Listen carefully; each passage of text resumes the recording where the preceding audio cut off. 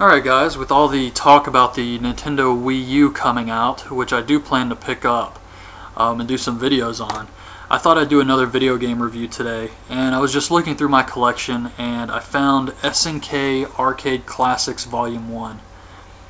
This is a great game to have in your collection because I just love these games where you get a whole bunch of games for the price of one. I have all the Midway Arcade Treasures games for the Nintendo GameCube. I think it's 1, 2, and then 3, which is a bunch of racing games. But I really love those. The classic arcade collections are like Galaga, Pac-Man. Those are great to have. The Zelda collectors, it's like Zelda 1, 2, Majora's Mask, Ocarina of Time, and the Master Quest. That's also a great collection to have. It sucks as a Nintendo owner because the Sega collections are awesome, and so are the Capcom collections for the PlayStation 2, but we never got any of those, and that still bothers me to this day that we did not get the Capcom classics. The Sega one I can do without, but the Capcom one with Final Fight, Final Fight 2, all those awesome games I really wanted. So yeah, I was disappointed with that, but this is a good collection too. A lot of the games are subpar, but it's still 16 games. And it's like, I think these are just the Neo Geo games, but I can't remember how much I paid for this. I think it was like $20, and they were supposed to do like a Volume 0 or something after this that never came out. So it's Volume 1, and it's going to stay Volume 1. But they did come out with like a Metal Slug collection, I think Samurai Showdown, King of Fighters. There's been a few more, but nothing that's just like a bunch of different games, and this has a lot of variety to it. So it has all the games on the back here. I'm just going to go through and give my thoughts on each one. World Heroes was kind of actually you have to unlock World Heroes. This game has this achievement system where you can play through, and some of them are really easy to collect. You can collect these medals for getting like a high score or just beating a game. And I think that's really fun because that's something else that Wii was lacking. It didn't have achievements, which I do enjoy. With the Xbox, PlayStation 3, you have achievements, but you don't get that on the Nintendo Wii. So I thought it was cool that this game added kind of like a little medal system where you can unlock these medals. And once you get enough, you get World Heroes. And it's like a fighting game, but with characters from all over the world, like Rasputin's in it. And he uses these like giant yellow hands and feet. He's got magic powers. There's one guy who's like a robot. And it's a fun little fighting game, but why it's unique is because it has this deathmatch option where you can fight and you'll be in a ring with electrified ropes or these spikes on the walls that you can knock your opponent into, or fire, all types of different stuff. So I always thought the game was unique because of the deathmatch feel. But it's more of a Street Fighter type game, except much worse. But it's one of the better fighting games on this collection. Top Hunter, I think that's, there was this weird game where you play as like this character and you slam these giant metal fists out. And you fight enemies, and you can jump in the background, and jump in the foreground, and you can go back and forth to collect items and stuff. And it was a decent game. A lot of these are arcade games, so it moves at a really quick pace. They're not like really long games or anything. And another thing about this collection is it's very easy because you get unlimited continues. It's like if you were at the arcade and you had an infinite amount of quarters. So there's really no way to die as long as you just keep at it. King of Fighters 94. It's a decent fighting game. I never really got into King of Fighters. It's enjoyable for what it is, but I always thought Street Fighter was just much better, and it really made it hard for me to get into the King of Fighters. I also have the Capcom vs. SNK, I believe it is, for the Nintendo GameCube, and it's just something I couldn't get into. I loved Capcom vs. Marvel, and of course, I mean, that game is great, but when you add SNK characters, it just didn't really do anything for me. The Next Glory. That's just I don't even know if that's what it's supposed to be called. Super Sidekicks 3. It's a soccer game. There's a bunch of sports games on here. Shock Troopers. It's kind of like a top-down Contra. You just go through and shoot a bunch of stuff. But it's fun, and I think there's different characters you can choose. They all have different stories. It is one of the better games on here. Sengoku is this batshit insane Japanese fighting game. It's like a beat 'em up. It's just crazy. The story is completely out there. And I don't even know if it's 2-player. I think it's 2 players. And you get these gems and you can turn into like different things and get these power-ups. But you're fighting like these sumo wrestlers and all this like ancient stuff. Just all this old Japanese culture stuff is thrown into this game.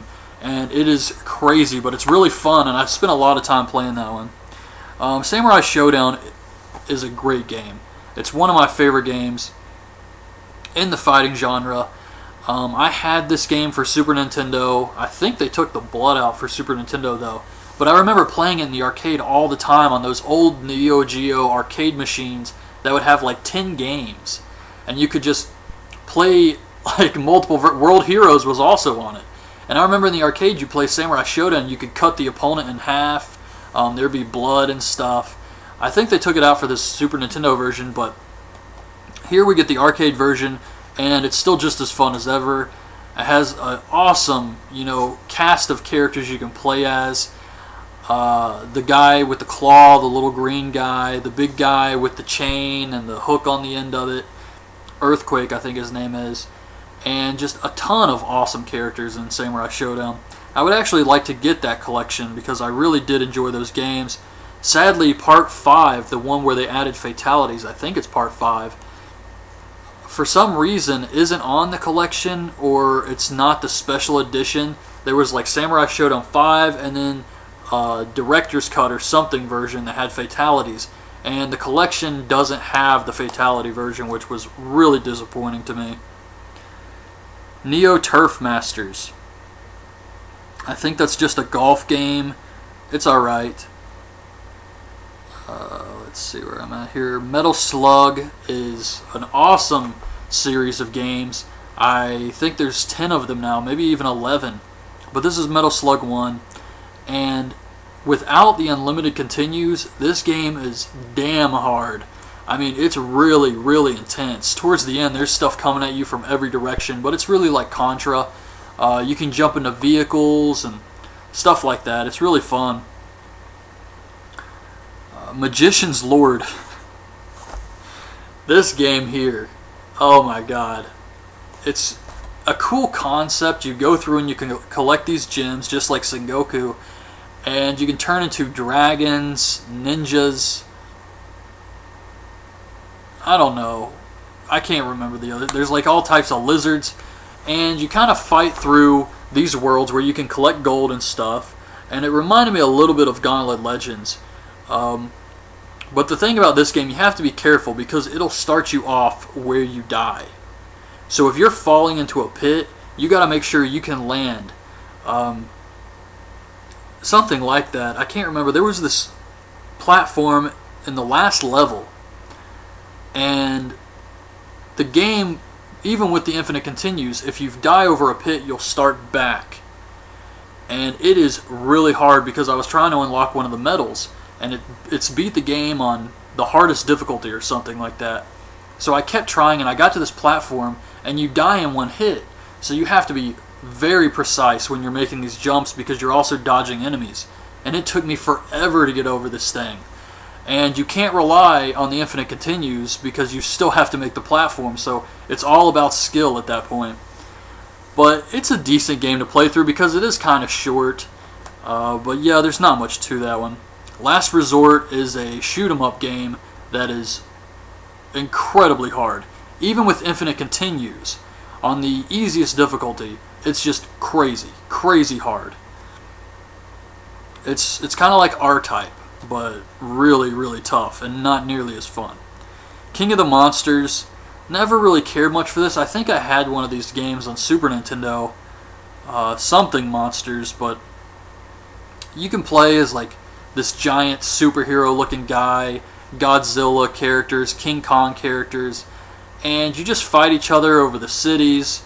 You can throw buildings, but every character pretty much has the same moves, and you have super moves, but they're so predictable that you can tell when the opponent's going to do it, so you can never hit anyone with it. And it's just not a really fun game. I only played it for the medals. Alright, I'm going to skip ahead here to Baseball Stars 2. It's an alright baseball game, I guess. Burning Fight is a crazy beat-em-up game where you fight characters. It's so early 90s, 80s, where you fight, there's one boss who looks like Hulk Hogan. And you can do this running move where you just do a clothesline. And I think it may be kind of like Final Fight where there's Andre the Giant looking enemies too. But yeah, this game is so boring. I mean, it's fun for like the first 2 levels. After that, you're just doing the same thing over and over again. And once again, because you have unlimited continues, you can do the... You know how in all those beat-em-up games you can press the buttons together and you'll do like a big sweep that kills everybody, but it takes your health? Well, eventually you just want this game to end so that you can get the medal, and you're just constantly doing that. So you're killing yourself, unlimited continues, and you start right there again, and you just keep doing the sweep attack just to end the game. There's a few weapons, but it's not enough to make this game worthwhile. Art of Fighting. I had that game for Super Nintendo, and it sucked. It's really, really hard to do the moves. I have no idea why, but you're trying to do it, and it's like Street Fighter. You do a Hadouken, it's easy. It goes off without a hitch. You can do the, the Dragon Punch, that little move with the kicks. All of that's really easy to do in Street Fighter. In this game, it's like impossible to do a Hadouken. No matter how many times you try, it's very rare you can pull one off. And it's not even a fighting game. It's like a story mode game where you're trying to get your sister, your girlfriend back or something. And you run into a boss. And then you beat him and he says, okay, you got to go here and fight this guy for information. So you go there and you fight that guy. And it's really a tough game. But it's just not fun enough to make you want to keep going. I was really disappointed with that because I also had Fatal Fury for the Super Nintendo, and I enjoyed that to an extent. And I thought Art of Fighting, another game like Fatal Fury, I'll give it a shot, but oh man, did I regret that one. And that brings me to the last game, Fatal Fury. It's a lot harder than I remember. And you can play as Joe, Andy, or Terry Bogard. And you have the typical characters for Fatal Fury. You got the big wrestler, luchador guy who can spit this mist. The little old man who, in the second round, he hawks up and he gets all these muscles. I can't remember the other characters. I think there was like a break dancer guy. But it's a fun series, and you can also jump into the background, back and forth. But it's a straight up fighting game. The thing that always sticks out in my mind is fighting the little old man, though. He was always a really tough fight. And in this game, you kind of just have to get lucky and hope you get him in one of the first rounds. Because if you got to fight him towards the end of the game, you're in trouble because the enemies get harder and harder as you progress in the rounds. So someone who's easy in the first round, if you play the game again and you fight them later on, they're going to be really tough. And then you have Geese as the boss. And I always liked him as a character. I thought he was a great villain. But overall, Fatal Fury is a fun game. And that's really it. That's SNK Arcade Classics Volume 1. That's every game in the collection, I believe. Some of my personal favorites: Fatal Fury, Metal Slug, Samurai Showdown, Shock Troopers, Sengoku, and what the hell, Magician Lord. I'm going to throw that one out there too. So, it is a good collection of games, but most people bought this because of the King of Fighters, Samurai Showdown, the name games. But you still get some good variety. You get the sports games, the shoot-em-ups, the beat-em-ups. So this is a great collection to have, and I'm pretty sure I got it for like $20 or so, relatively new. I did buy it new, but it was around the time it had just come out. So I'm sure you could find this for like $10 new now. So definitely worth picking up. There's a little picture of the inside. And that's it. So that is my review of SNK Arcade Classics. Hope you guys liked this video. Leave your thoughts on this game in the comments below, and thanks for watching. Bye.